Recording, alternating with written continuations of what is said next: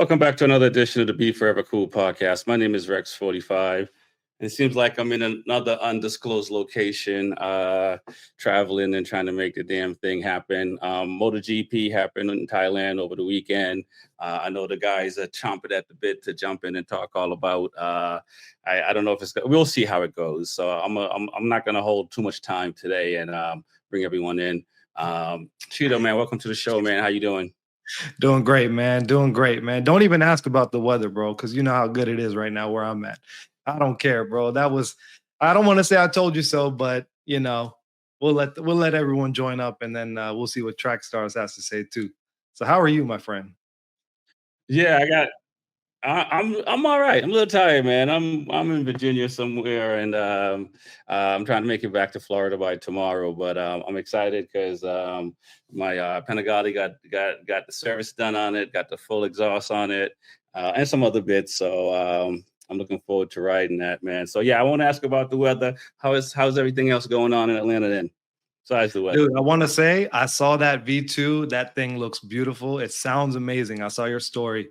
Props to you, man. But Atlanta's amazing. Atlanta's amazing. The weather's amazing. It's getting better and better.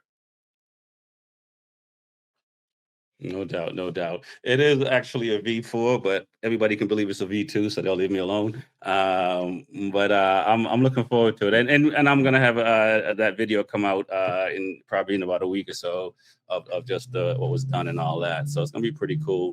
But let's keep it going, man. Smitty, welcome to the show, man. How you doing? You're in Atlanta as well. It's kind of Are we morning? What's going on? Doing pretty good, man. Doing pretty good, So.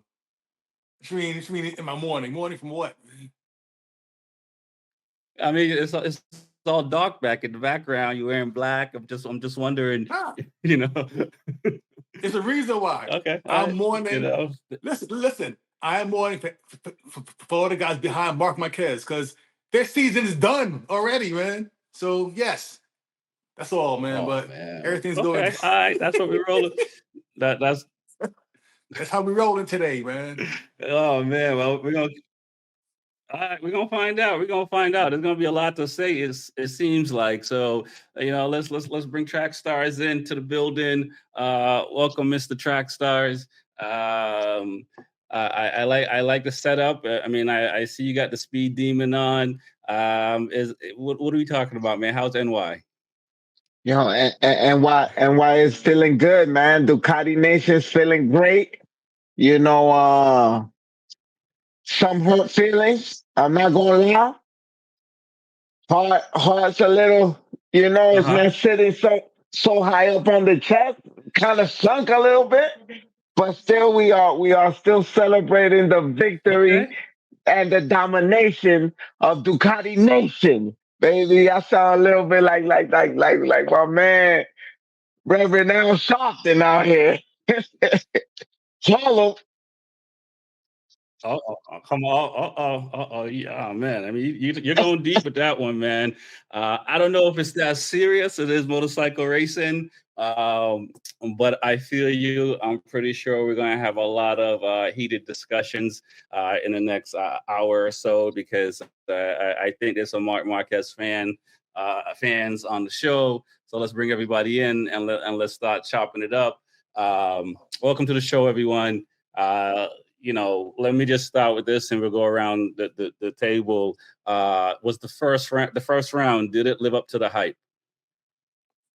Absolutely lived up to the hype.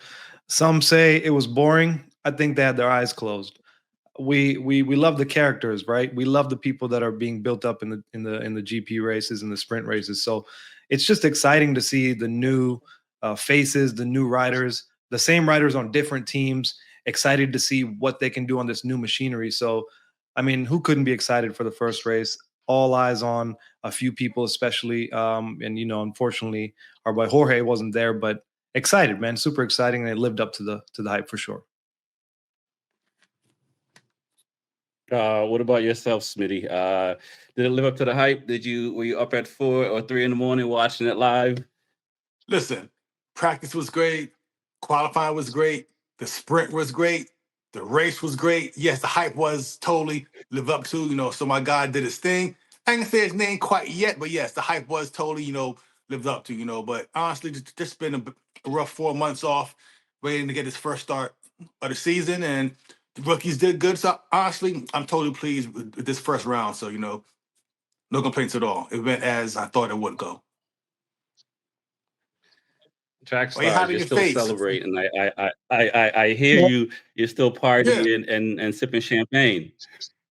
Listen, for those who just tuning in and I mean, those of us who know our relationship here between me and Smitty, I mean, this is this is this is painful to my ears. The 93 Nation is celebrated like they never celebrated before, man. They act like this guy hasn't won a race in his life, like it's the first race he's ever. Give him the championship. All hail Mark Marquez. What the hell? Listen, it's one race. Look at this guy. Honda 93. Everyone with their Honda hats is out here. What is going on, man? It's 1 week, man. Please, man. They're ready to strip Paco of all his I, championship. He never won a race in his life. Where is going? Yo, help me. I think I think I think they're trying to deport Pecco from Ducati. All right, Cheetah. Let's hear your summary of the weekend. You're rocking 93. Smitty's he's Mr. Honda, so it is just that. So let's summarize. Let me hear your summary of the weekend and why we feel like Marquez is going to run away with the entire championship. I mean, I'm sure you'd love to hear why Marquez was an amazing ride this weekend. But before we even get into that, I gotta say, when's the last time we've even seen Honda in top 10? Right, like consistent with that kind of form, to where you can see the potential. So I think Honda's made a step up, and I'm really excited to see that. I'm really excited for that rookie that was chasing down a champion from 2 years ago, Agura. I mean, we can talk a lot about him in a little bit, but what an amazing performance by him. Excitement all over the grid. Just excitement all over, man. And as far as Mark goes, I think he's here. And I'm sure Smitty has more to say about that too. Well, let's go right into it, Smitty. I mean, let's talk about what your thoughts are of the weekend overall, and is a foregone conclusion that Mark is here to stay. Mark is here to stay, but Mark showed his stuff last year, but he had a slower bike. Last year was the GP23. Pecco was on the 24, but Mark was still his ass the whole year. Now they have equal bikes now. Mark is showing who he really is, like compared to Pecco. But the bad part is it may be a boring season. Mark is gonna look like Jett Lawrence, in Supercross. I probably say he may win at least half of the races, bar none. And as for the rookies, half.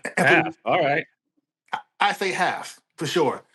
But one thing that I was wrong on, I want to say a couple months ago, but I said Joe Roberts, should have got the ride over Agura. I was dead wrong, man. Yeah. He looked like a damn veteran, man. He did. I was blown away by how well he rode. Yeah, I'm totally blown away by Agura right now, so I had him wrong. I apologize.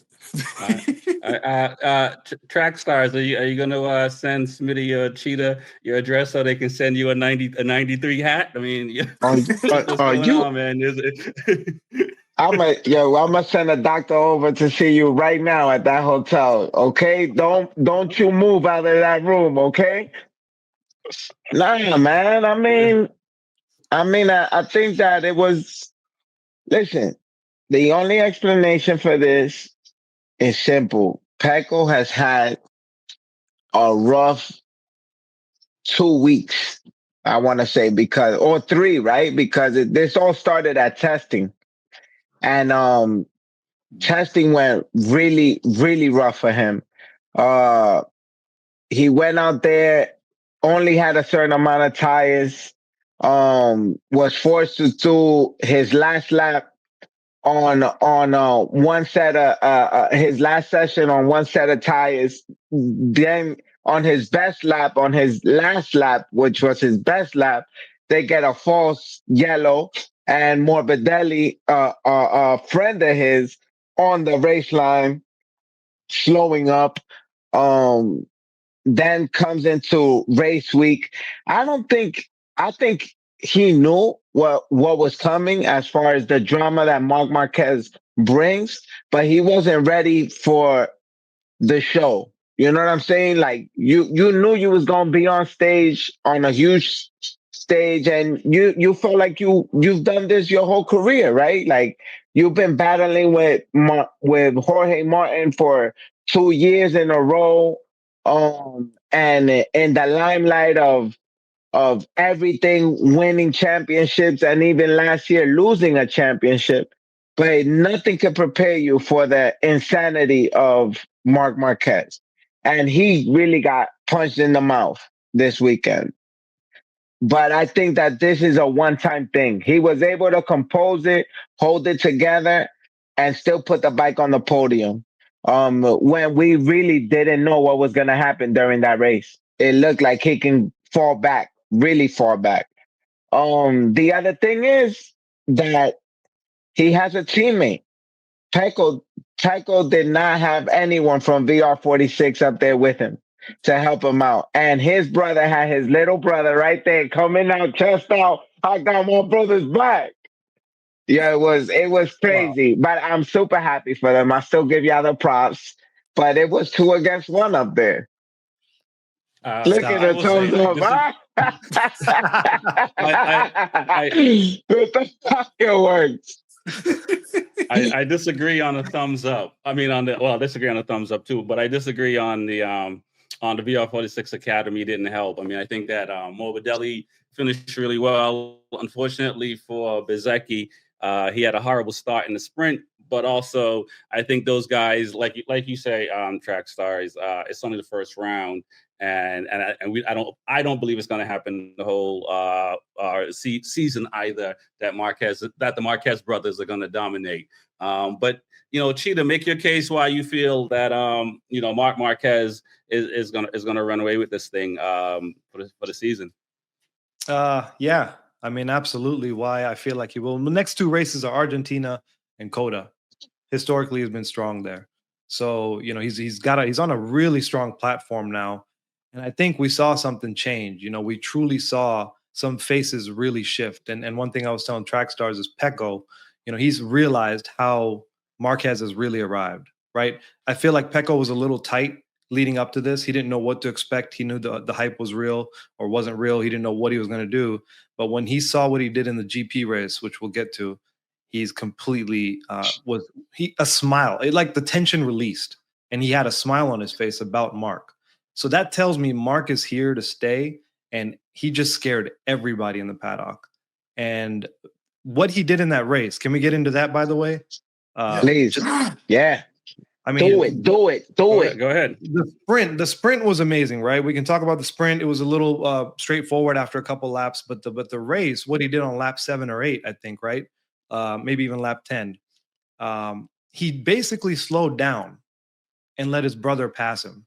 Everyone thought it was a error, a bike issue, and even all the pits were like they panned to the pits, the camera, they were all shook. They didn't know what was going on. No one had an answer for it. As soon as he let his brother pass, who was in second, and Pecco was close behind him, as soon as he let Alex pass him, he picked up the pace and everything seemed to be fine. So they were confused. Was it a bike thing? What happened there? Was it an electronic thing? No one knew. But quickly we started to realize he stayed on his tail the whole time. And then over time, he just realized nothing was wrong with the bike. All he did was, I believe, allow the chance to have Alex lead and get 10 to 12 laps of pure leading data. And remember, these bikes are set up with the front tire pressure to be set up to chase somebody, meaning there's going to be heat dissipating off those bikes. They understand the tire pressure is going to go up from the exhaust from the front of the front bikes and everything. So the tire pressure is meant to go up. But the leader is set up a slightly different way because he's not going to be following anyone. Alex didn't have that opportunity ever. So he's coming into this race completely with the bike that's set up to chase, And now he gives his brother, allows him, just said, hey, here you go, Alex. Imagine we're back in Almeria at the track training on our V2 and the R6 you were on. Let's go back to that. You chase, I'll chase, and you follow, and you lead, and see what happens. Get that data and take it back home. That's what I was thinking. I kind of agree with you a little bit on letting them through. The downside, one of the downside is Marc Marquez is very mean, because how you gonna let your younger brother, think he's gonna win a race and then pass him with 2 laps to go, 3 laps to go at the end? And you know, and I don't think allow is again, because you look at Alex's rear tire the last few laps when Mark passed him, that tire was spinning up a lot. So it's possible it could have gone wrong for Marquez as well. Smitty, you think that's fair? You're gonna let your little brother lead a few races, a few laps, and then beat him before the race is over? Or is it MotoGP and it's every person for themselves? Nah, but Cheetah just now said a whole lot that I can't top. But what I agree, I mean, what he said, I agree 100%. But also, you know, what I want to add is what Mark did. He broke Pecco because I want to say with 4 laps to go is when he passed Alex, right? And then he was gone from that point. Like the bike got smaller and smaller and smaller, and nothing nobody could do about it. Cruise control. And seeing that happen, I think we watched 2 different races. Nah, he passed Alex about with like 4 to go. Like 2 laps to go.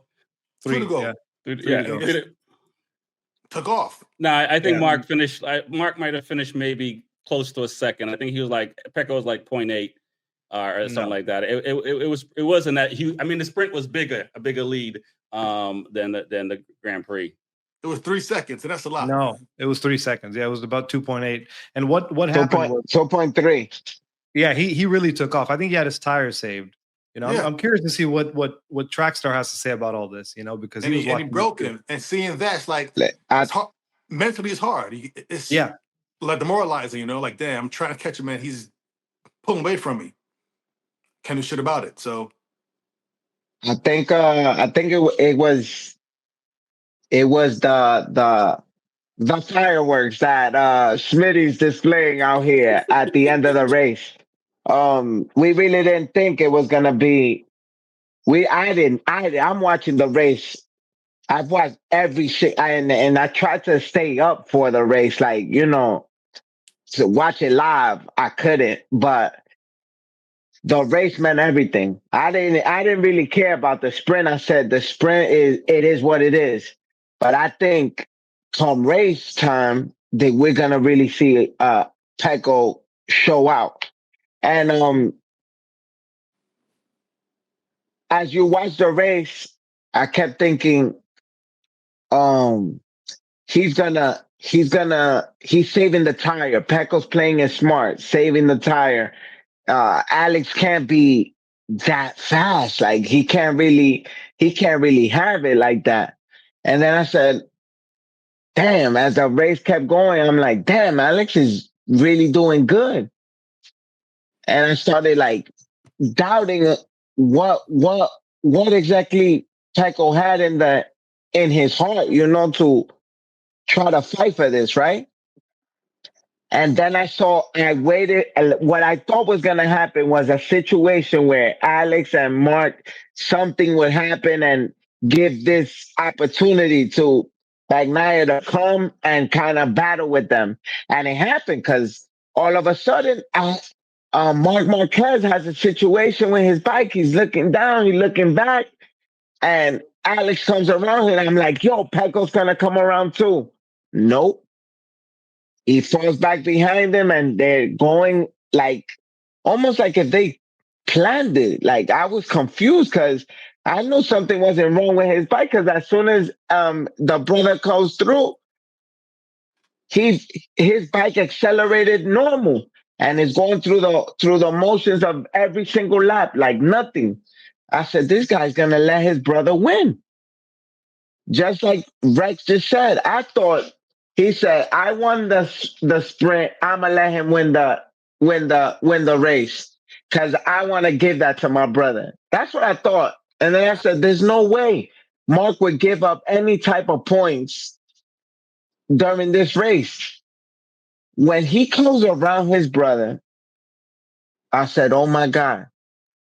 Not only does he go around his brother almost in a scary situation or kind of aggressive, he starts putting gaps between his brother and Pecco's falling a little behind.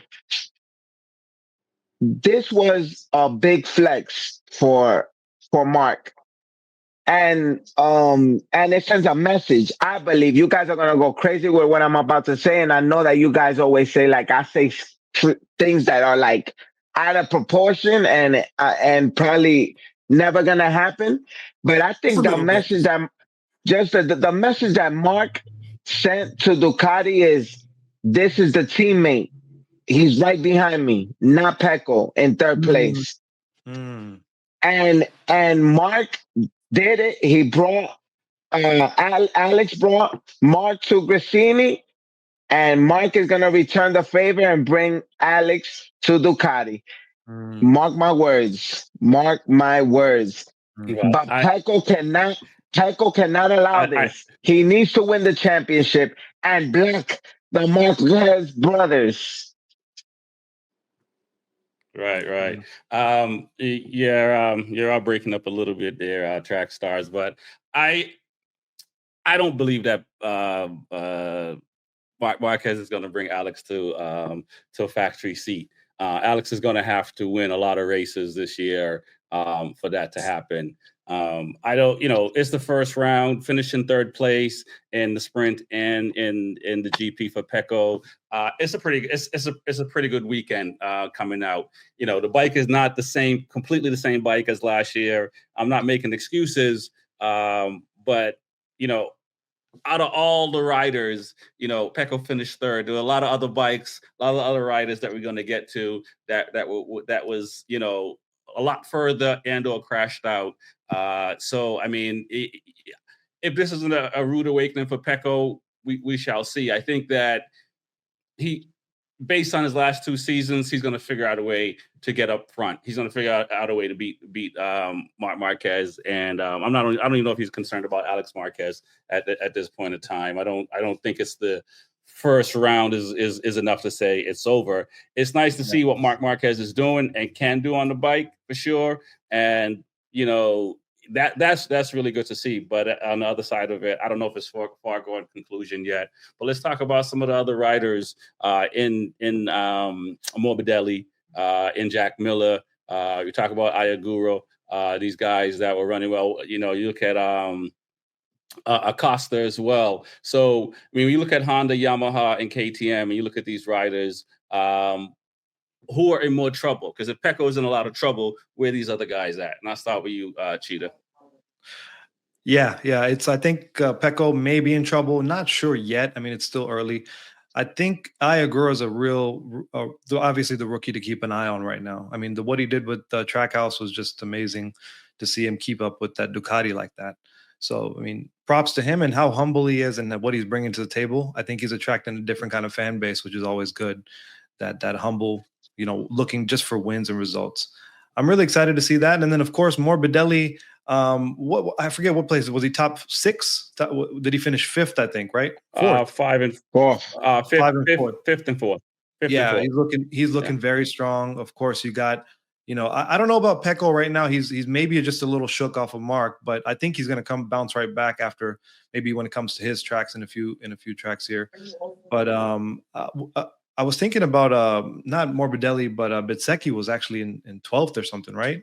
10th or 12th. Yep. Yeah, I don't know what happened. He finished. I think he finished 7th, and then he had a bad start in the sprint. So it spun up. He had Aprilia has that clutch issue, and I think he ran into it on Saturday because that bike went sideways, and Mir had to check up to get out the way. Go ahead, Smitty. What are your thoughts about the other riders and other riders? Okay. Are you just seeing Honda? No. But so I'm shocked about Alex Marquez. Like where that came from. I mean, he came from second place, and for him to be what last year was 9th place last year or something like that. He was average. He just he was there, but now it's like he's showing some like, yo, I belong up front too. So I was very impressed with how he rode on. I mean, he beat, like I said, Pecco, and up front with the older bike. I don't see why he's not a threat also, for podiums a lot this year. And like I said before, the rookie surprised me, Bezecchi, all them guys. And then the Honda, like I said, they finally got a top 10 in race 1. And Honda has showed some promise in testing the past few weeks. So I like it so far, It's a good year, man. I think it'll be second and on should be, some good battles, Yeah. I just wanted to add, I forgot to add that Mir crashed out lap 16 while fighting for top 6 on the Honda. Right. So the Honda stepped up. And Zarco finished 7th overall. Right. So Honda looks really good. Miller looked really good on the Yamaha as well. Track stars, what are your thoughts on other manufacturers, the other Ducati riders? Because Ducati, outside of Aldeguer, they all finished in the top 10 overall. 5 Ducatis, I think 3 Aprilias, or 2 Aprilias, 1 KTM. I just, first of all, I would just want to make sure that I did say it was going to be Alex, Pecco, and Marquez, and then that the rest was going to be the real battle. Everything past third place is going to feel like first place. And it didn't really surprise me at all. Now the biggest shock is to see Ayagura do what he did in this race. I mean, he was the lady coming out the cake. You know what I'm saying? Like nobody expected it, and boom, he is a force to be reckoned with. Oh my God! I mean, like we were talking about earlier, I really felt a certain type of way. I wanted Aaron Connect there or Joe Roberts on that seat. But he proved it in Moto2, and he's proven in his first race in MotoGP that this is where he belongs and this is his rightful seat. Another person that really shined was Bezecchi. I mean, he looked good in the testing, and he showed out in the race as well. He had to come back a long way to get in the mix, but he figured it out. The Aprilia definitely looked like it was gonna high side him in the beginning of the race. And these are the things, people, that if you're not watching MotoGP, this is why you want to watch it, because it's just you see the unexpected. It's as drama filled as any movie you can imagine. When you got Pecco and Bagnaia versus each other, and the little brother plays a role, and then you got the newest superhero, which Ayagura is like Spider-Man coming in the movie and swimming down in the web and, hitting, just getting involved in a fight that you don't even expect him to. And all of a sudden he's a star in the movie. And that's what we're looking at with Ayagura. And I hope that this is not, beginner's luck. You know what I'm saying? When you hit the casino for the first time, you've never been, you're going to win something. Most people that go to the casino for the first time hit, and they hit big, right, and then they lose everything after that. I hope he's here to stay and really continue to make waves, because that was amazing. And then, like I said, Bezecchi. One thing about Honda, I was really upset not to see Luca Marini where he, up in the front. I don't understand what's going on with him. Zarco and Mir look like they gonna be a problem this year. They really brought that bike to the front. A big letdown was also this guy on Yamaha. What happened? He looked good in testing, and then Quartararo comes to the race and he's in the back. I mean, let's talk about the upsets. Miller does better. Miller does better than. Oh my God, Miller! Yeah, he did better. Yeah. Miller, but go ahead. Biggest upset for me has to be Acosta, 19th. That too. But one thing that I want to say is about Martin, who didn't race. The fact that those Predators got like what 5th and 6th place, it's a good bike. So Martin knows, Yep. okay, you know what, my bike has something that when I come back, I can run up front now. So agreed. I love that take, Smitty, for sure. But that puts pressure on Raul Fernandez, which no one's talking about. You know. Well, I was actually going to just bring that up. You guys had mentioned, how Alex Marquez struggled last year with Mark as a teammate. And you mentioned Acosta as well. You look at Fernandez, he struggled next to Acosta last year and lost the seat. Obviously, this year he's a test rider this year. You look at Ayagura and you look at Raul Fernandez, right? Do you think that Alex Marquez, feel better having Aldeguer as a teammate versus his brother? So he's probably he's riding more freely.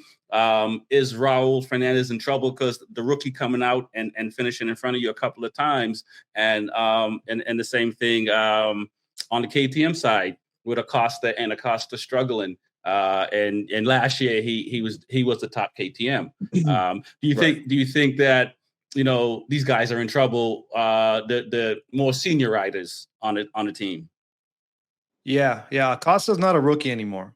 And your teammates with Brad Binder, who's up there in top 10, in your top 20, there's a problem there, right? So there's something's going on there, which we have to figure out. Still race one. I'm curious to see, we've got, Zarco's looking hot. Zarco and the Honda boys are looking good. But as far as the biggest question marks right now, you got, Raul Fernandez. Obviously, Aprilia is going to find out what that bike can really do now with even just the rookies' hands. Now they're questioning what could it do with someone like Jorge Martin? What could we do? And Raul Fernandez has got a lot of heat now to keep up with this. And he didn't even finish, right? So a lot of upsets and a lot of question marks with Acosta and Fernandez for sure. No, I agree. No, my thoughts are the same as what he said. The pressure's on a lot of guys now. But my main takeaway in terms of being not happy with the race now was my guy Acosta. Like, I don't know, he was last year tearing shit up, doing great, showing a lot of promise, riding with Marquez, and just like, showing like, he's next in line behind the Rossi and the Marquez and the Greats. He just kind of flopped right now. So I don't know what's going on in his head. It's the pressure. Acosta, I don't know. Can't call this one, So, but hope the young kid turns it around and gets in the top 5 like he should have been, but we'll see, But that's my one take on this. To my understanding, and because I haven't done this, it's different being on a satellite team, being on a factory team. You got to put in a lot more work. There's a lot more testing. You're helping drive in the direction of the bike. Track stars, do you think he's just having trouble? He has to just come up to speed with just the testing and just now he's part of the development of that bike. Man, I think we all know that testing played a major role through this race because they just tested there. Now they come and they actually get to race in the same place. So this is extremely helpful. This helped out Ayagura a ton, but we spoke about this a few episodes back. When I said these riders who are aging out are gonna be aged out. They're gonna be phased out. They're gonna take them out to pasture and they're gonna say, run as far as you can before we shoot, because we're gonna shoot, I was Go ahead. Go ahead. No, I was thinking about your comment about the Asian riders earlier when I was putting the show together because I'm looking at the older guys that are struggling, and at the back of the grid you see the Quattararas and stuff like that, and then they bashing in these guys. They're in their late 20s or mid to late 20s, and we're not. And I'm not talking about age, because we look at Jack Miller. He's super young still, but he got the mileage on him. When you look at people like Alex Rins, he's young, but he got mileage on him. This guy's been racing in MotoGP for a while now. When you look at Quattorano, he's young, but he got a little bit of miles on it. Maverick Vinales, you look like you don't even belong out here on the grid. But and all I'm saying is these young kids that we're seeing sitting in the back, Chandra, uh, um, That was it. Acosta. Everybody else was up. When we see Acosta, Salvadori, who's kind of Test rider. test rider, you know, um, Raul Fernandez. Yo, these kids is gonna yo. Trust me, as early as the first race, they're gonna come to the front eventually. We're gonna see them each have their Ayagora moment this season, and it's gonna be unbelievable. People who are listening to this, don't miss out on this season.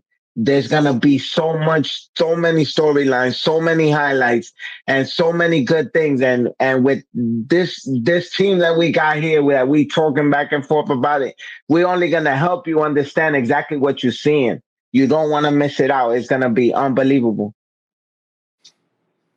We're gonna see who's gonna be left without a seat, Rex. We're gonna see who's gonna be left without a seat. I echo that. Is Vinales and Anea Bastianini in trouble? Is it just a matter of them? The KTM's just Vinales was on Aprilia. Is it just more seat time for those guys to come back up front? Because I mean, they both. Vinales won a race last year. Bastianini won a race last year. And I don't believe that they're done like track stars say. It's never fun being at the back of the grid for sure and finishing the back. I know that from personal experience, and especially when you're built to do better. But these guys are in trouble after the first round, or it's just the first round. And also, is it the rider? Is it the team? Is it the bike? You know what I'm saying? Because, what's the issue with those guys? Yeah, there's a saying that says if a bear is chasing you, you just got to be a little faster than the slowest guy, right? So when it comes to KTM, I don't think these boys got anything to worry about as long as Acosta's behind them.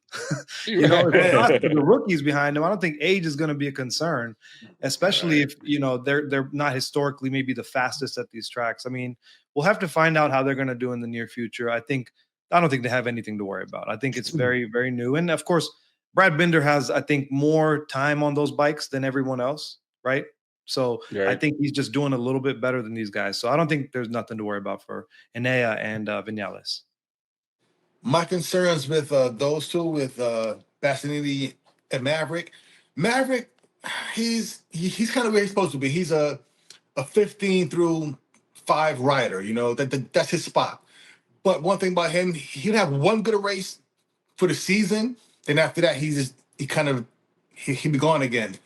But also with him, he's probably the only guy in GP who's won on 3 bikes so far, 3 different companies, which is pretty good. So maybe he'll do number 4 this year. And Bastianini, he's been going downhill since he didn't get that ride. So I don't know. We'll see, but. Let's hear you, Mr. Track Stars.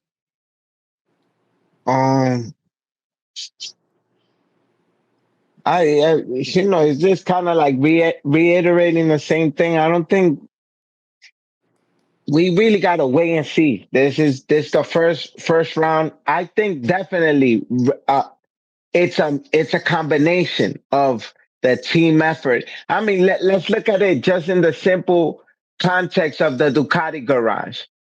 You got 2 huge champions. Even though Pecco hasn't won as many as Mark has, he's been the dominant rider the past 4 years, in it, really. You know what I mean? Like, really right there. Won already 2 championships. Could have won the 3rd one last year. He could have, it was his, he was right there. Mark, who is a rider who hasn't been winning and almost on a phase out, comes back and he's rejuvenated on Ducati. And last year shows the potential to win. So then now, how does that happen that the rider who was phasing out is now the rider? And not just we talking about this guy won by 3 seconds. And if he had decided not to fall back and let his brother pass him, by how much could have he have won? So this is again the combination of team and riders to create a a successful race weekend.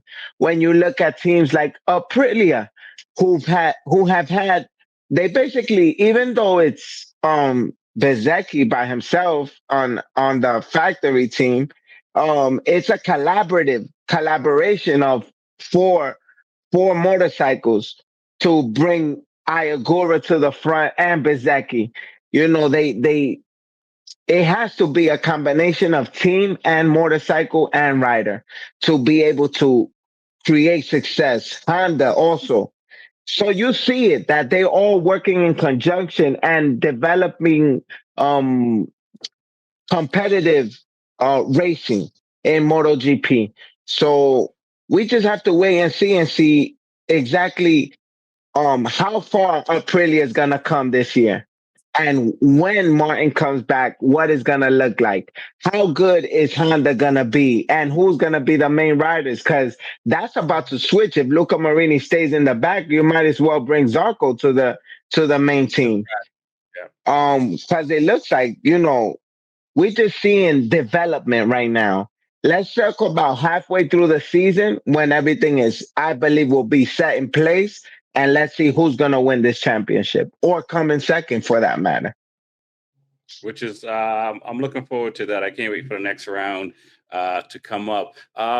Overall weekend, some riders got penalties and so forth. What do you guys think about the penalty situation? Morbidelli getting a 3 position penalty for riding slow on the track line.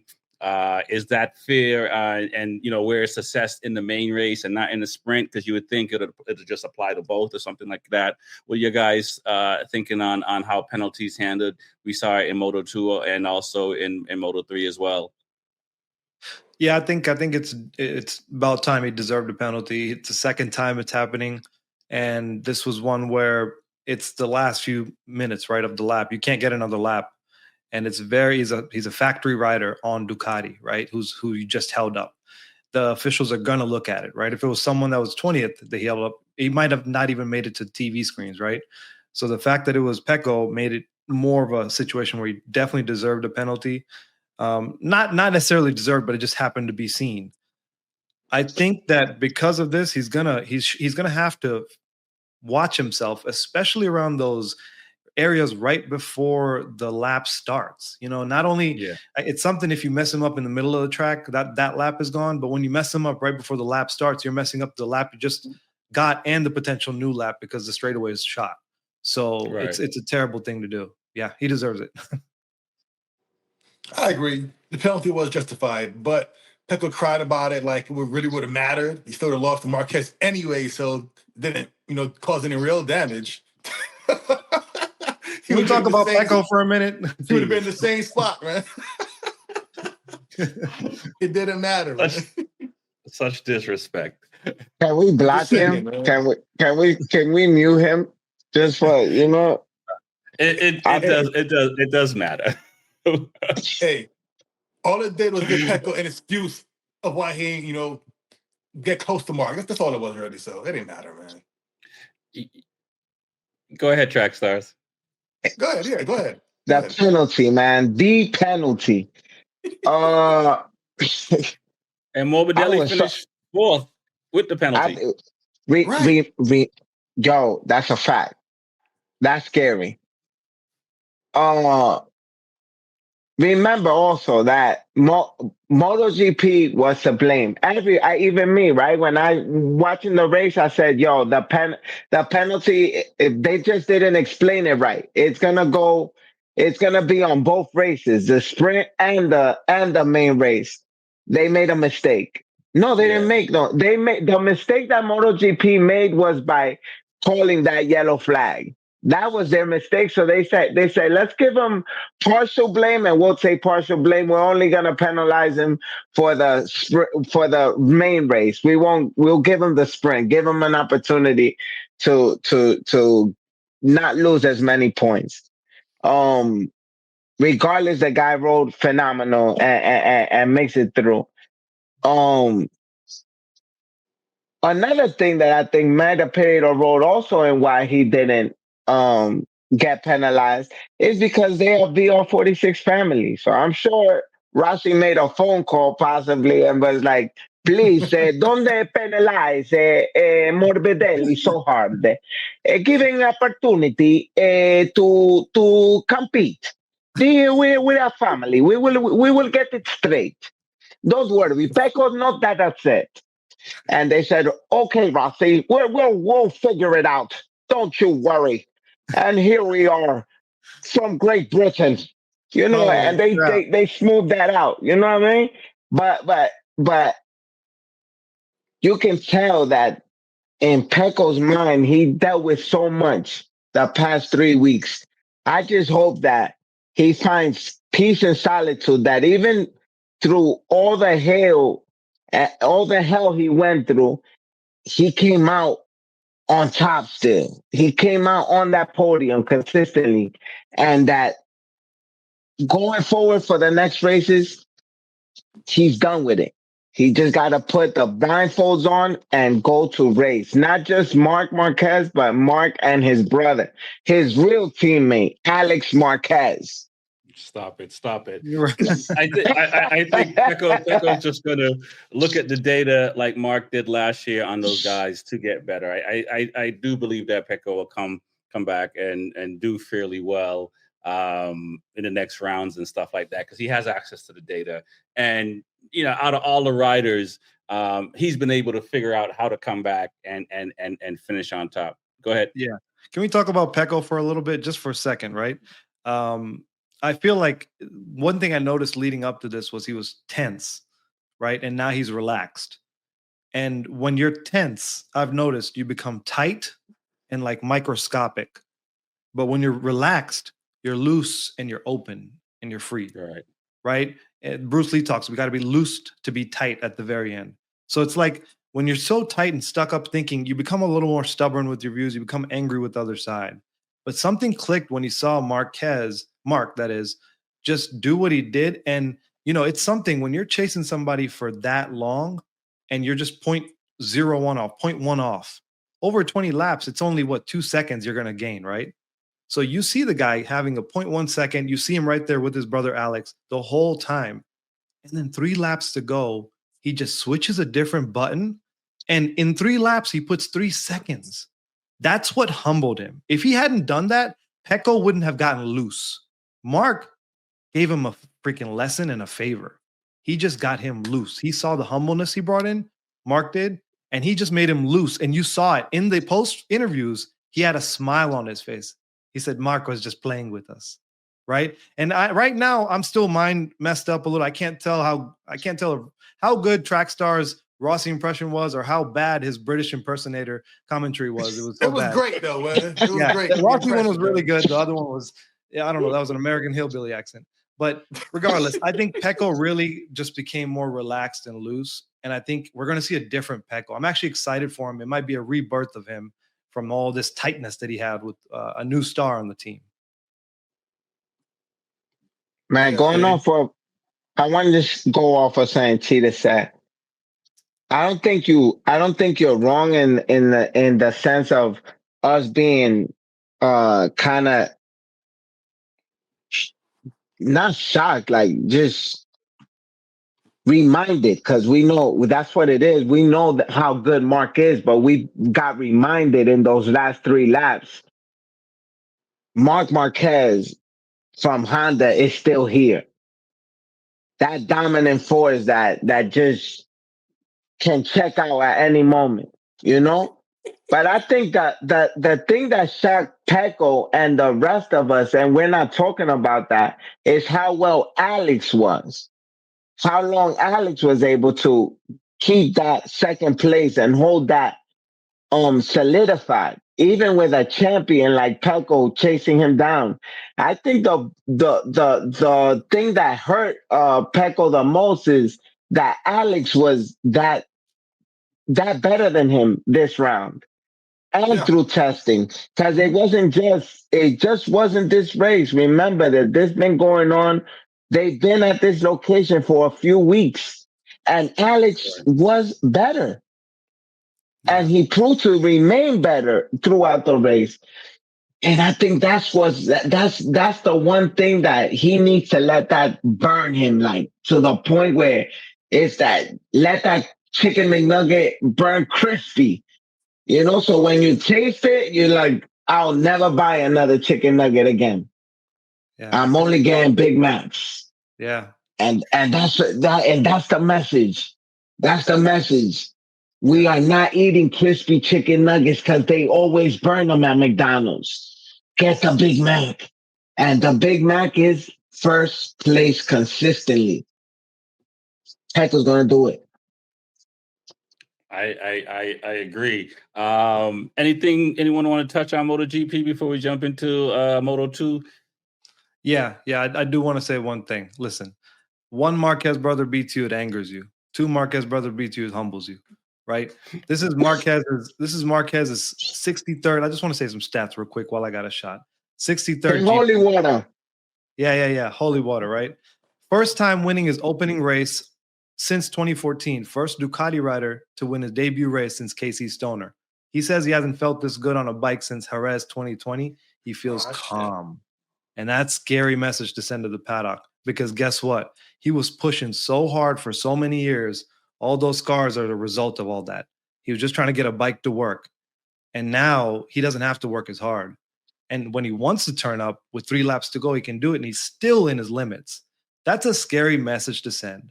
Right. So I'm just, it's a golden era right now that's forming. And I'm excited to see what happens. And it's amazing. And to add, what you just said, it's amazing because a couple of years ago, his last year with Honda, people thought he was washed up. People thought he was riding too hard. And it wasn't him, it was the bike. And now that he's on a good bike, it's like, wow, this is who Mark really is, And I don't know how true it is because my math is off right now, but he's the oldest rider to win a race, right? Is he? Maybe. No, I think Rossi would. Malaysia Spargo might have done it last Was year. Rossi older? I forget how old he was in 2017 is when he won his last race. Okay. So when did he retire? At 42 or something like that? So he might have been 35, 36. So yeah, it might be him or Leish. Okay. Yeah. He's close though. I mean, but you could tell he has so much left in his tank. He's nowhere near being washed up. So I mean, he has a good 3-4. Nice. Barring any injury, he has 3 years left, easy. Right. And we saw it last year. I don't think it's like we needed this race to see what Marc Marquez can do. We saw it last year what he was able to do on a 23 bike. He did enough to get that factory seat over a guy that won the championship and another guy that finished 4th in the championship that had the seat. So I don't think this past weekend was the first time that he really stood out. He's been doing it all year. It's more like, I don't want to say he's on a Cheeto bike, but it's like, it's LeBron James going to the Heat, kind of thing. It's one of those things where the talented guy leaves Honda and jumps over to the Ducati to win now. And so it's, that's what it is. And we talked about this last year at Track Stars and stuff like that. We knew he was going to be able to do this on a 2024 or 25 Ducati once he got there, because he was showing it on a 23 bike. But let's talk about Moto2 and that race. Did you guys catch it? What was the standout? Were you disappointed in Roberts and some of the more senior guys that finished in the back of the pile? What are your thoughts? Yeah, I'm not so disappointed in Roberts, right? Because he's still a little shaken up, banged right? Up. Still be banged up, yeah. Manuel Gonzalez and Aaron Canet, man, they did great. They definitely left the group, and then they formed like another group between 3, 4, and then it was like 5, 6, 7, and then it was on. I was talking to some Europeans. Those European boys don't really like Jake Dixon anymore, man. I think he cries a lot, and I think that I was talking to them. I was just like, man, we don't like him, man. It just looks like we do, but we don't. And so it's interesting, man. We saw a lot of fun racing going on. I'll leave it at that. My thoughts on Moto2 this year. I understand Joe's hurt, but come on, Joe. You cried about not getting, the ride, and I got it. You got to step it up now. You can't be in like 16th place now. You got to be at least top 10 if you're hurt. And then when you're healthy, you got to be on the podium quite often. But my guy, Mr. Tattoos, Aaron Canet, I like him this year for the championship. So we'll see how it goes, man. But this year it should be Canet, and hopefully we see him get a ride next year someplace on the GP grid. So we'll see, But Joe Roberts let me down, man. What a race in Moto 2, man. Yo, that was like, they need to do sprints for Moto 2. I want to see Moto 2 sprints because these kids, they race like so violently, like, yo, even the last lap where you should just settle down and take what you can get. No. Yeah.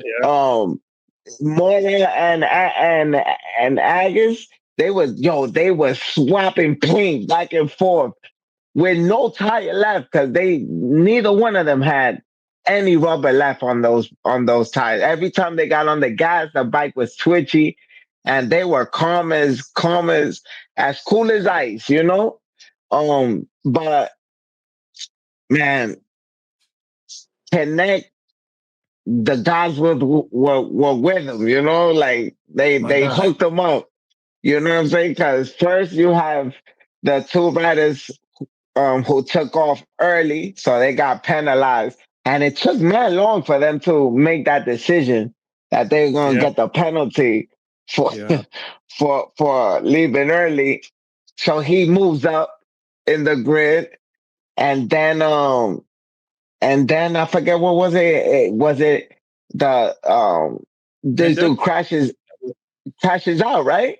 I forget he moved up twice throughout that race due to other people's mistakes, and he Viete? yeah. Which that crash was crazy because the way he went in, and he gets on the outside.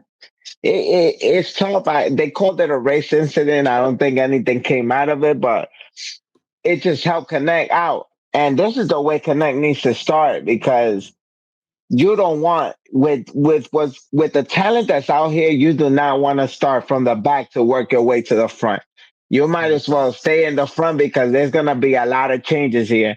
We saw a lot of real names in the back, like big names.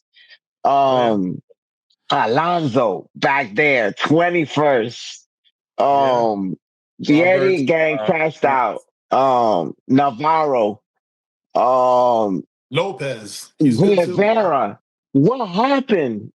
What happened to my guy? That's my guy. That's my Dainese brother. Yo, it was crazy to see these guys in the back. I had no explanation, but this is what we're going to deal with. We're going to deal with the new being in the front and the old figuring their way back to getting that rejuvenation that youth bring without fear. And especially fear in competition is not a help. Never. You gotta be fearless in war, and this is what these guys are doing out there. It's war. They are fearless. How much does heat has to play a part in this weekend? Because we saw some riders pull in because the bikes were too hot. How much did heat play a part in where guys finished? I would think a big part. They said it's like second hottest to India, and I think they're happy they're not going back there this year, right? I believe so. They're happy they don't have to go back there. But this was hot. It was really hot. I mean, you saw them drinking all the water right after the race. I mean, they could barely, hold on and stuff. So it gets hot. But these guys are athletes and they're used to it. They'll get through it. But if I would say if heat had anything to do with one specific incident, it might have been specific riders, because most of them are kind of used to that heat, and all of them kind of have that level playing field. But it may have affected one or two riders more than others. I can't specifically pinpoint if anything. Did you guys hear about anything like that? Any heat incidents going on? No, I didn't. Right? like I said, I know. I think Raul Fernandez and GP pulled in for some heat issues. I know the Gin Antonio as well. Apparently he was getting burnt on a bike and pulled in as well. And just the level of concentration and the mistakes that were made out on the track, because heat can play a part in that. I just wondered in Moto2 with some of the guys that we saw in the back that we wouldn't think be back there. Is it like, maybe they're not in full shape yet, or it's just the luck of the draw? These young kids are starting to, find their footing. You look at Davio Alonso. He finished, I think, 7th overall, something like that, and he's a rookie, right? I finished 8th overall, and he's a rookie. Where some of these other guys struggled. Mm-hmm. You nailed it right. You nailed it right on the head, Rex. Conditioning was played a major role in GP, Moto2, Moto3. And it's going to play a role throughout the season. But you know that always the beginning of the season is where you take advantage of it, because a lot of these guys been hanging out, enjoying their summer, they break off, and the first couple races is where you're going to capitalize off people who dominated the sport or were the ones last year. You're going to take advantage of them, and you're going to go and ride. You're going to train as hard as possible because you was in the back to make it to the front. You're not going to stop all year round. And that 135-degree day, guess where you at? Passing all those guys that were dominating last year because they came in confident. I think this round was a great setup, because we saw a lot of those guys in the back come to the front, and a lot of guys that were in the front go to the back, and that goes for MotoGP to like I said, Moto3, and yeah, it was a tough weekend because it was that hot. And of course, I could have ridden out there and competed myself and gone to the front because I'm in great condition right now. You know. My man. Okay. You're down to your fighting weight. You might have passed Pecco for real. You might have beat Pecco. You ain't right, Cheetah. Oh man. So I want to say, I just wanted to add. I will say that the GP bikes got to be the hottest. You got to be the most worn out riding those in the heat versus the Moto2 and Moto3s. Tad easier. Yeah. So I just wanted to point that out. It's like these bikes, the faster they go, the harder it is in the heat to ride. Okay. But you think that even with the rider aids? No, 100%. I think Moto2 harder bike to maneuver. You're hanging on for dear life the more it pulls you. Me personally experiencing it at Road Atlanta at these tracks, I'll hop from bike to bike on my 636 to my ZX10. Instantly, I'm worn out in a few laps because you have to get used to it too. Right, you have to understand how to relax on 1,000. It's different, and how to let it buck on you. On a 600, you can grip it and ride it and rip it and run it. On 1,000, you kind of have to dance with it a little bit. You can't be trying to withstand it a little. So it's different for sure on those bigger bikes. Okay, I agree.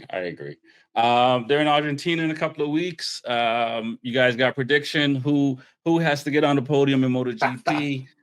Who has to finish on the top 10 to kind of, I don't want to sit here and say the season is over, but to build on what they did in Thailand. Like, is it Honda? Is it Yamaha? Is it KTM? Aprilia? I mean, Ducati's going to be top 3, top 4. So it's fair to say Ducati's going to be up there somewhere unless they can't get their bikes over in time, like a few years ago with the pandemic and stuff like that. What are your thoughts? I think it's going to be a good start for Ducati, obviously. I think we're going to see Mark on a good run with these tracks coming up because of the fact that it is some of his favorite tracks. If he gets a good start, who knows where this goes for him. Hopefully, it goes well, but anything can happen with this. And I think we're going to see a lot of those guys we saw in the middle pack right now start getting pushed up. I mean, really excited for Morbidelli, seeing what he can do. Ayagura, he's always historically top 8 in all those tracks on the Moto2 bikes. Excited for him, and really just excited to see these new Yamaha and Hondas, perform on these new tracks and see how they really hang with these new Ducatis right now. So my little prediction. I mean, first place is obvious. The track he likes. You know, Mark Marquez. He was, but second place, and after that, I think Pecco should come back a little bit. Second place, but maybe I'll say at least. Oh, sorry, at the most 4 seconds lead. Mark is going to win Argentina. That is my bold prediction. Mark Marquez by 4 seconds in Argentina. Wow. Okay. Yeah, hold me to that. Then after that, it doesn't matter. You know.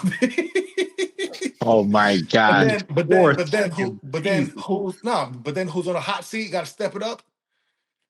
Fabio, you know, he had a good preseason testing. He was kind of good last year. He said the bike was better this year, and he just didn't perform. So he needs to be at least top 5 next race. So, you know, Fabio got to come through a little bit, you know.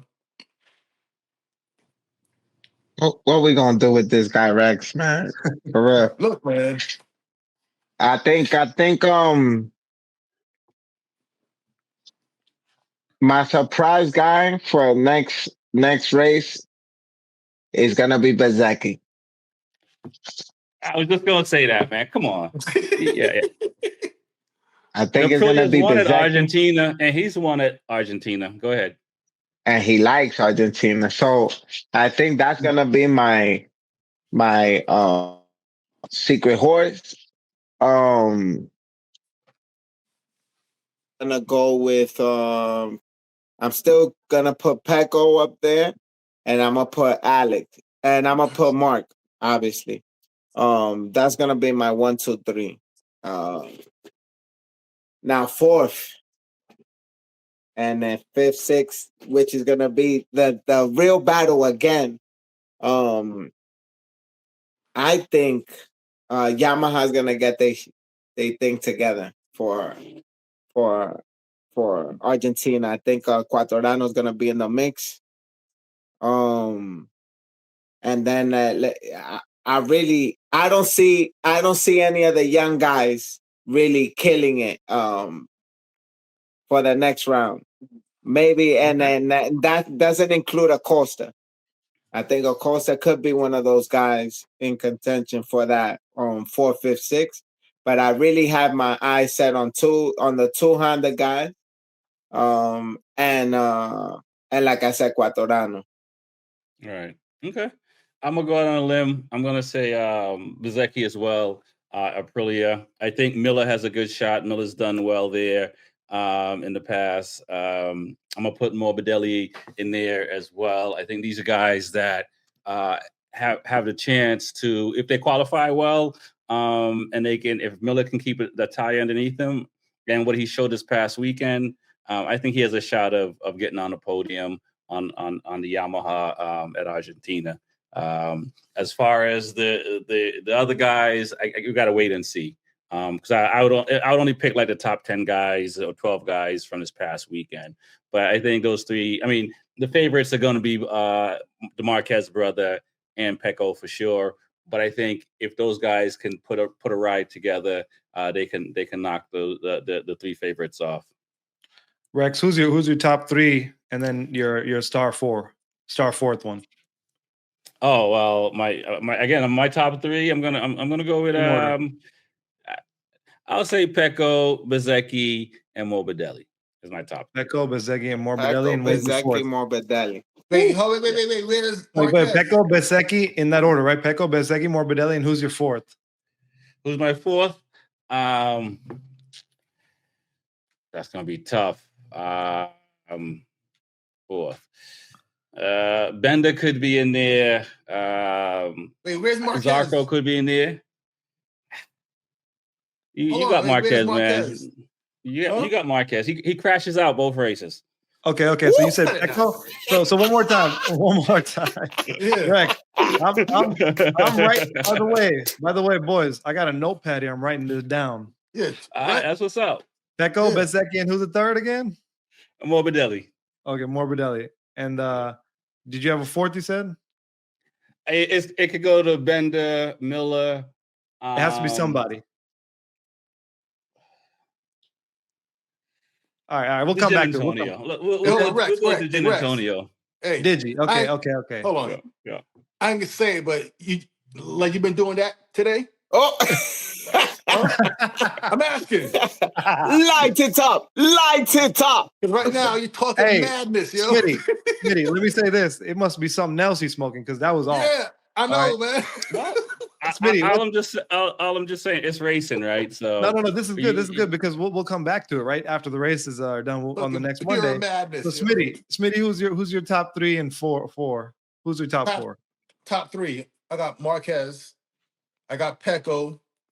For number 3, I'm gonna go Acosta. He got to step it up. Oh, yeah. Look, that's a hard one. No, listen, bro. You got a fourth? You got a fourth? You said it. You said it. He's no longer a rookie. You know, he's step it up. Top 3, Costa. Number 4.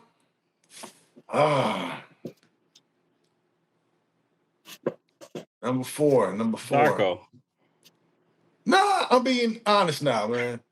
I'm gonna go Bez. You know, Bezecchi. Bez, okay. No Honda, no Zarco, no me. I'm being realistic now.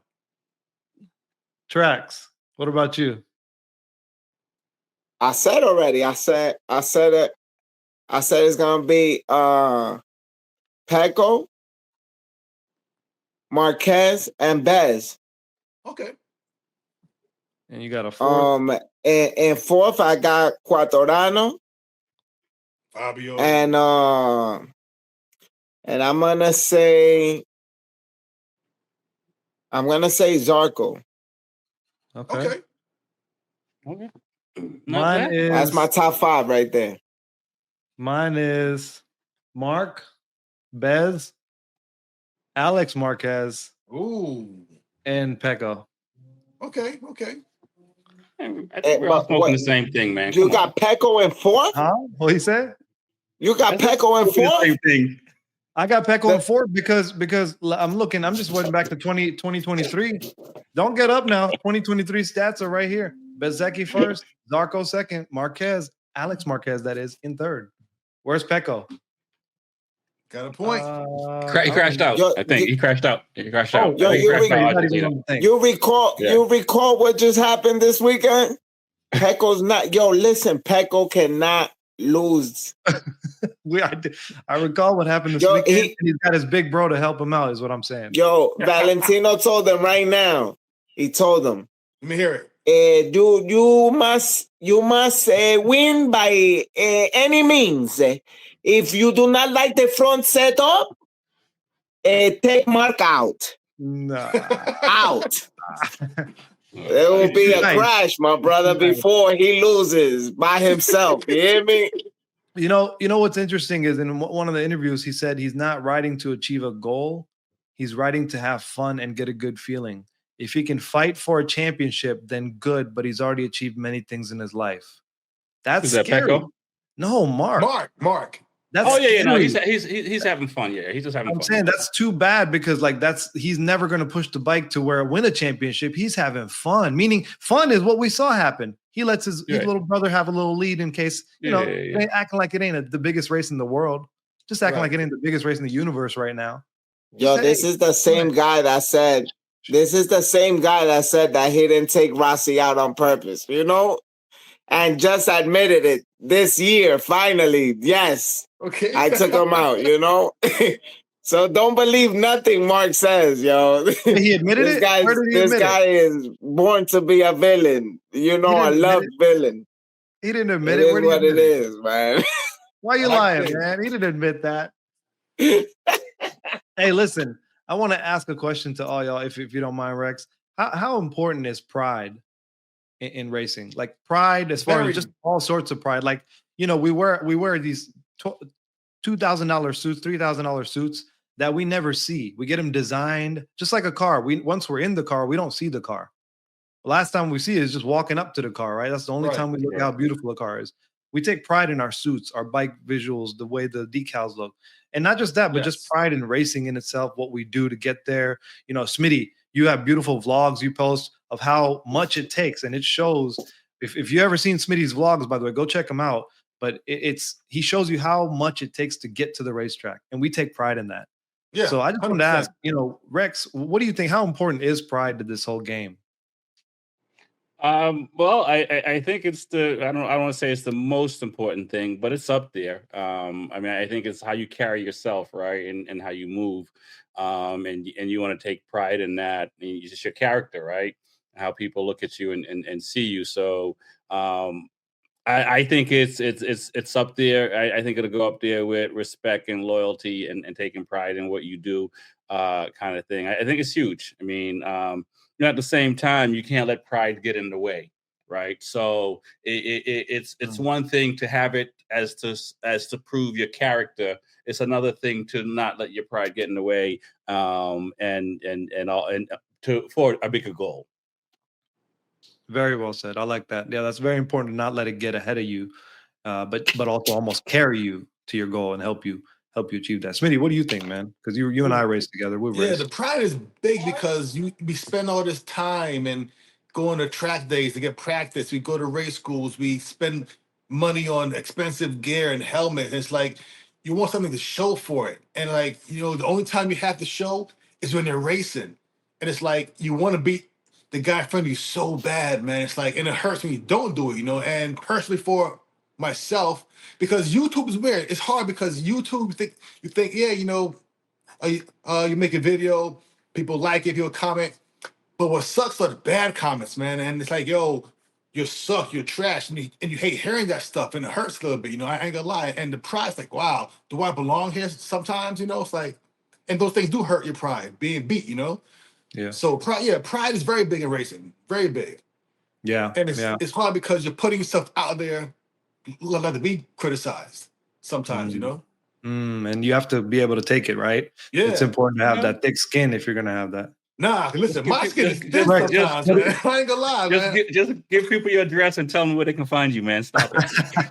Dang, My Rex, skin be getting that's thin, not very man, Rasta-like, sometimes. man. What the heck? Yeah, Ain't going straight that's to violence. wrong. Hey. I can say that I'm in a hotel. Yeah. Hey, track stars, man. I was curious because I wanted the opinion of someone that has, very little character and very little pride in what they do. I wanted the opinion of you. Just kidding. Man, Obviously, too. you take a lot of pride and a lot of character. That's why we love you, track stars. What do you think about for sure. Like my man, I think I get goosebumps just thinking about that word pride because man, there's so many words in pride, and you look at pride, one of our favorite things to do is in that word, ride. And we know every time we ride, there's another word in there that we do without fear, knowing that we could die, and people die for their pride, like pride is the fuel that every person needs, no matter what we're doing, no matter what we're involved in. Pride is what fuels us. And some people say, no, I don't have pride like that. I don't let pride be what engages me. You lie. Yeah. You lie because we're so proud to hold our name. That's why every racer has a name on the back, on your butt, because that's what you want the rider behind you to know. Yeah. Who's in front of him. That's pride. Yeah. Pride is wearing those colors, even when you're off your bike, wearing those brands, posting those videos because you represent something. That's called pride. And I don't think there's too many sports like racing where your life is literally on the line every time you step on that field, every time you step over that bike and sit on that seat. We're prideful, man. Motorcycle races, that word really is tatted on us and no one sees it. Because it is the force that drives us. It's the one thing that keeps us getting back on that two wheels, knowing that we could die. Yeah. Pride is the love that we show every time we turn that key and rev that motorcycle. It's pride. So, there's no way we can do this at the level of MotoGP riders without having that inside of us. From the person in first place to the person in last place. they rode with pride the whole time. Yeah, Mhm. yeah. I was thinking about that last night. It's exactly what you said, man. You have to have, even the people that say they don't have it, they have it. I was thinking about this because sometimes, like Rex said, pride, you got to keep it behind you in some sense, but pride equals passion in my head. When I thought this through last night, pride equals passion, and passion drives performance. So how could you not have so much pride as a racer, whether you're in first or 21st? You got to bring that same pride. And the Moto America guys that show up and barely qualify, they know they're not going to be top 10, but you got to carry some pride with you because that's what drives the performance, in my opinion. So otherwise, we wouldn't do it. So Right. And Nah, that's a but fact. that's something I think you learn though. That's something you learn. Yeah. For myself, coming to motorcycle riding and racing later in life, I was looking at everyone else and trying to figure out what it was and how they were moving and stuff like that because I knew I was missing something. I didn't know what it was at the time, but I knew it was something, and I think it's something you learn over time, whether you learn it young or at some point in life. And I think you see it more in motorcycle racing. You might see it in other sports, but you definitely see it more in motorcycle racing because as you and Trackstar say about being in the moment and life and death and that kind of thing, you're more present as a rider, and then you kind of see what everyone else is doing, and you kind of start to move like they move without even realizing it because you don't know what it is, but you in the beginning you're not there yet, and then at some point you realize you start to become very present and in the moment, and then you start to look at you start to take on pride in such a way, and the way you take care of your bike, the way you suit up, the way you do everything, you again, you do it as it may be your last time. It may not be, but you're doing it in such a way that it matters and everything matters because you have to be present. Yep, 100%, man. That was awesome. Yeah. Yeah, And love Rohan, it. man, I want to add to something you said. The guys who show up to race who know they aren't getting top 10, but they know they're going to start 25th and that's their spot. Those guys in the back, let's say from 20th to 25th, they have their own race going on. Yeah, And yeah, that's their pride. So like the pride for them is, hey, I'm starting 20th. My goal is to beat the guy in 15th. That's the right. pride they put into it. And I mean, like in a race of, let's say, of 30 guys, you have probably 7 races within that group. You have the top 5 guys, then the 10 to 15. So this Mhm. pride, we all got the same will to at least be up more than we started. And like I said, it sucks when you don't get to that point. And for myself personally, I need help, man. I'm struggling still. I'm mid to the back of the pack, and I'm tired of being there. And it does hurt your pride a little bit when you aren't where you want to be. So it takes a lot of work to work and dedication to like do the sport. So Rohan, you Yeah, hear that? man. I need Yeah, work, man. Help me out, man. You the man, fast for guy, sure. man. I think my biggest thing was the shift when I went to novice to expert. The mind shift I made was I Okay. took so much pride in it because I was the same guy. Rex, you said it's something that's built. I relate to that a lot because I didn't care. Track stars, I was the opposite of you. I didn't care what color my bike was. If it was primer, I'd run it for the whole season because I was being cheap with everything. I was like, I'm barely getting by with this racing stuff at the time. And Right. so I was just like I didn't take as much pride. But over time, I made it to expert season. I bought a full set of decals, just made everything look really nice. But Yeah. not only that, Smitty, I went and took so much pride in all that and spending all this money to it that I really got fit. Man, I lost 35 pounds in 4 months, did a lot of cardio. I went from 210 muscular and a little chubby, but not Right. real. I was athletic to lean machine at 180. And I was like ripping. I shot all my records. I went 3.5 seconds faster pretty much every track. Nice. A combination of fitness and the new bike with the super sport build and everything, right? Okay. So you got to do when you get to the faster and faster you get in anything, I think you got to take more and more steps, and it gets harder and harder to be fast. Right. Yeah. And before I wrap up, and also I'll add this: if it's your first thing that you're doing, your first passion or whatever that you're chasing, It's a lot of learning in the beginning. It's because it's your first time doing it, and you pick up these habits or lessons that you have, and then because like I don't know how long you've been sitting in the back of the pile, Smitty. I mean, I sat at the back of the grid for like 4 years. Easily between changing bikes and being injured and having life issues going on and whatnot. And same thing. And I'd have riders come over and try to give me that data boy and good job and all that. I'm like, good job. It's not a good job, right? What's good about that? Right. And I'm in my trailer by myself, just like, yo, this got to get better. This got to get better.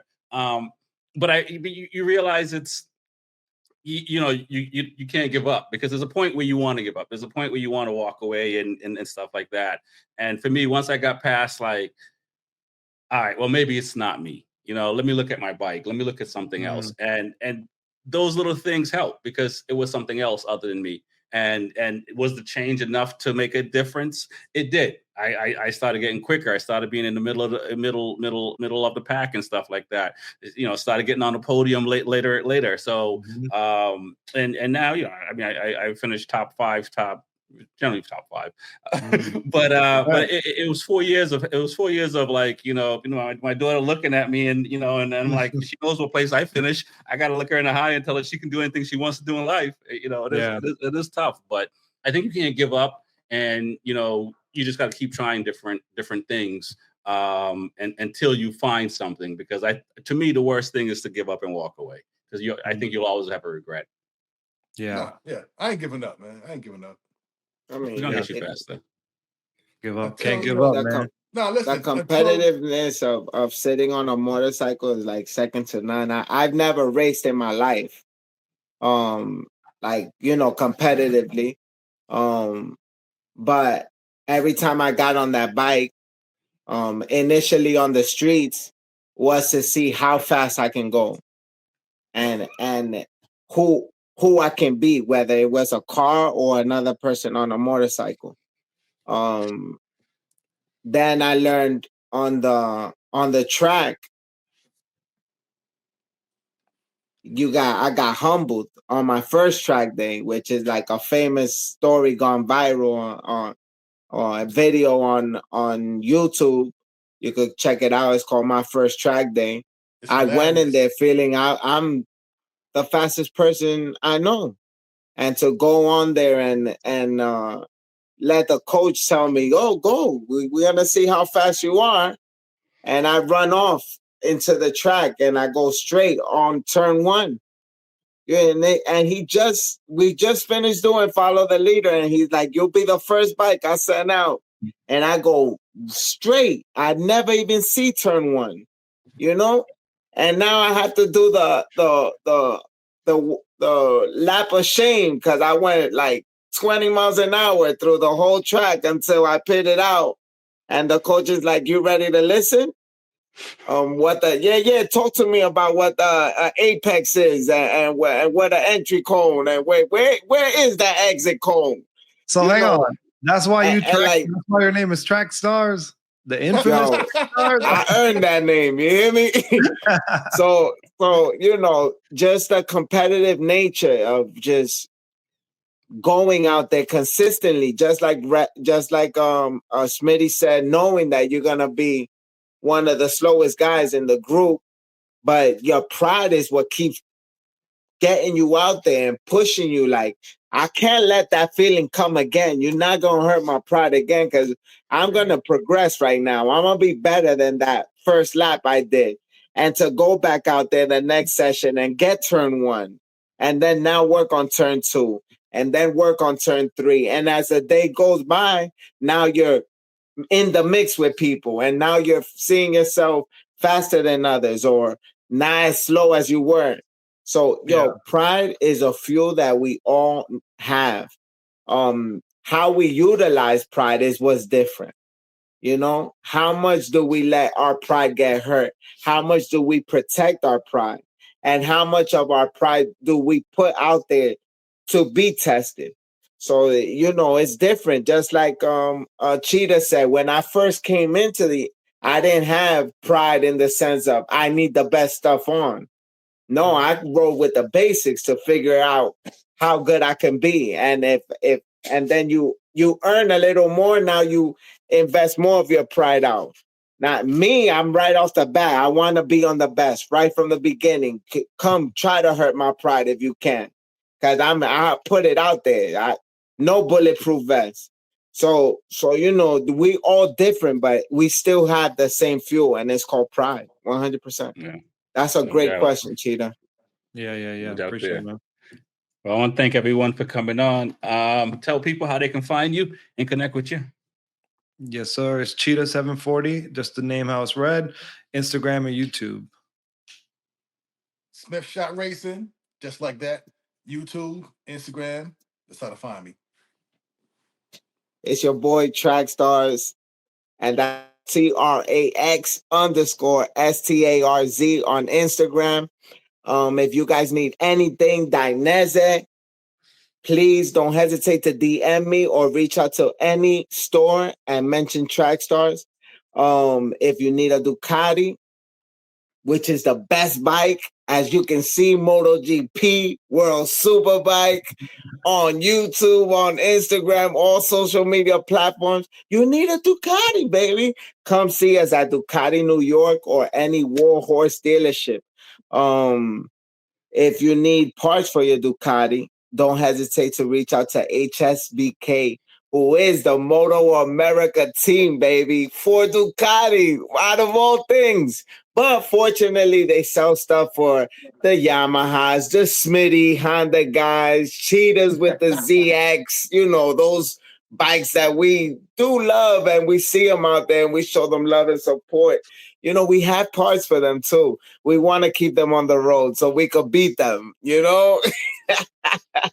But like I always say, stay up on tools, babies. And thank you to Rex for having us on the show and giving us a platform to express ourselves. Because, I have fun every week here. And I look forward to you guys hearing me and hearing your opinions. Write on the comments. I'm going to check you out. No For doubt. sure. Go to Workbench Technology. Tell them B4evaKool sent you. Go to Freedom Cycles NH. Mention B4evaKool. Get some discounts there. Get hooked up. They sell Ducatis, but they sell other brands as well. If you want to go past New York and come up to New England, definitely. Also, always thanks and for subscribing and the likes and the comments, and continue. Go to B4evaKool.com. However you want to spell it, you'll get to the website and check out all the episodes. My name is Rex45. Peace. So, peace.